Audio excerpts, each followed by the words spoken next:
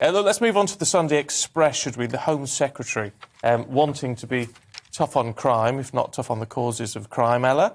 Yes, so this is Priti Patel issuing a stern warning to the Lords to tell those peers not to meddle in her police crime and sentencing bill.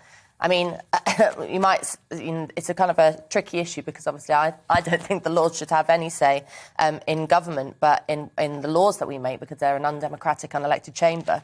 But it has to be said, what Priti Patel is outlining in this bill and what she seems to be whipping MPs to vote for is really quite worrying from anyone who's got a kind of freedom-loving bone in their bodies. For example, cracking down on the right to protest if protest raises an unreasonable level of noise. You tell me what's a reasonable level of noise and protest.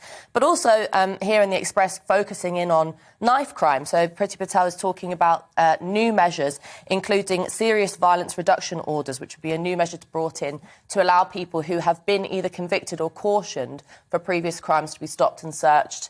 And she says this would help with night crime, help with stabbing. And she's been really quite forthright here in the Express. Why are you concerned about that? Well, because if the whole tone of the police crime and sentence bill is a kind of lock the keys, lock up and throw away the keys.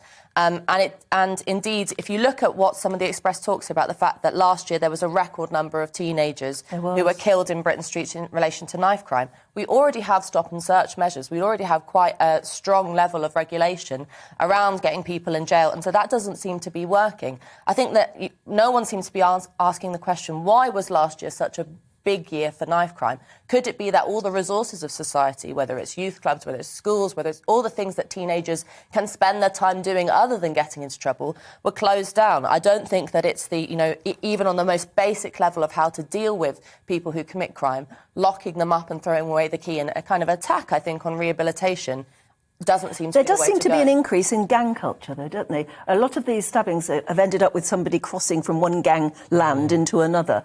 And I don't know, there seems to be an increase in gang culture. Why is that? Well, I mean, I think that there's no magic answer, but I think it comes down to a range of issues, a breakdown in community. People, you can't just say, oh, this kid who's carrying around a knife, it's not really his fault, it's because he couldn't get into the local youth club. That would be ridiculous.